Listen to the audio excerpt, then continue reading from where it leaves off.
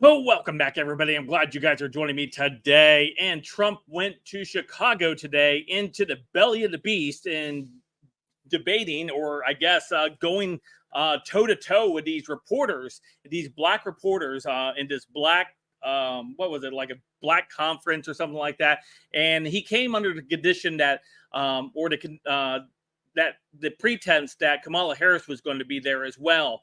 And turns out they lied to him. She wasn't going to be there. So they sucker, they bring him in, and then they start unloading these unbiased questions right at him. And Trump, in Trump fashion, handles it like a champ and just turns it on them and makes them look even worse than they are. It's quite amazing how he's able to do this, but he knows how to obviously do things on the fly as these people do it. So let's go ahead and take a look at Trump in action here with this reporter from ABC as he calls her just absolutely rude. Let's take a listen to how Trump takes care of this.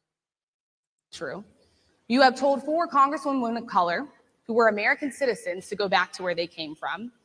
You have used words like animal and rabbit to describe black district attorneys. You've attacked black journalists, calling them a loser, saying the questions that they ask are, quote, stupid and racist. You've had dinner with a white supremacist at your Mar-a-Lago resort. So my question, sir, now that you are asking black supporters to vote for you, why should black voters trust you after you have used language like that?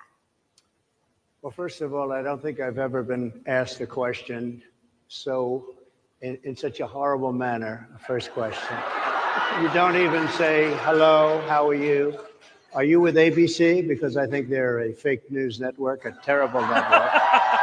And I think it's disgraceful that I came here in good spirit. I love the black population of this country. I've done so much for the black population of this country, including employment, including opportunity zones with Senator Tim Scott of South Carolina, which is one of the greatest programs ever for black workers and black entrepreneurs.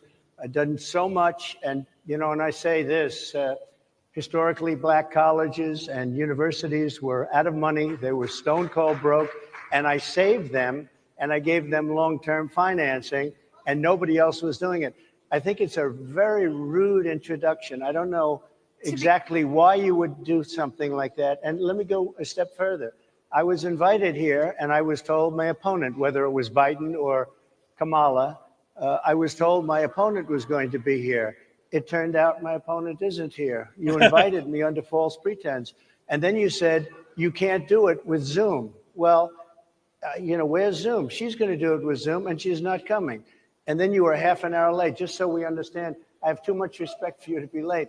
They couldn't get their equipment working or something was President, wrong. I would love I think if you it's can a answer very the question nasty on your question. and why you I have believe that answered black the voters question. should trust you with another I 4 have years. been the best president for the black population since Abraham Lincoln. That's my answer. Better than President Johnson, who signed the Voting Rights Act. And for you to start off a question and answer period, especially when you're 35 minutes late because you couldn't get your equipment to work in such a hostile manner, I think it's a disgrace.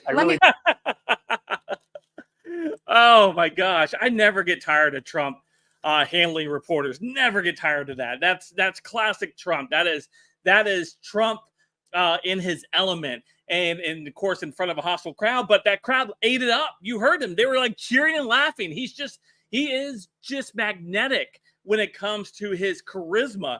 It's quite amazing, and they thought they were setting him up, right? He just takes that question and just turns it right back on them. Like, dude, you're rude. First of all, you don't even introduce yourself. You go right into this question. You were late.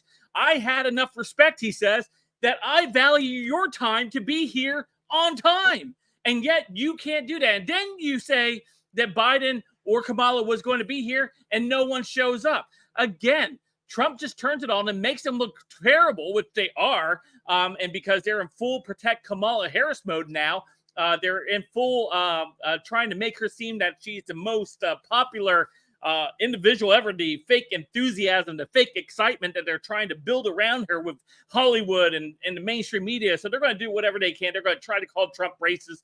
Anybody that knows Trump, anybody that's watched Trump, anybody that has even seen what he does can say that he is not a racist, right? Maybe he should be, right? Maybe he should be, because then all the things would be true, but they're not, right? He respects people who want to better themselves, right? That's always been what Trump has been about. If you want to better yourself, he respects you for that. And these people who are like the fake news media, like the ABC reporter here, for example, just comes in here and just tries to just label him as a racist. That's not even a question. That's an accusation, and you're going to make him try to walk that back every single time. It was no different when he was president, right? Every press conference. I remember how many press conferences I covered in 2020 alone. Every press, why is the president racist? Right? Every time Trump had like a gaggle, are you going to condemn white supremacists? And he's like, bro, I've condemned it. How many more times do I need to condemn them?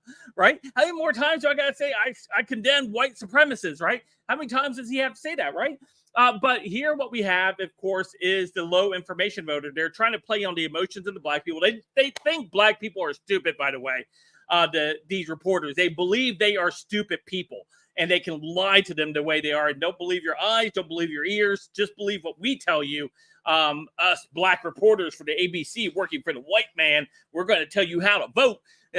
Trump is racist, so you can't vote for him. And they're like, well, I had more money when Trump was in office, though.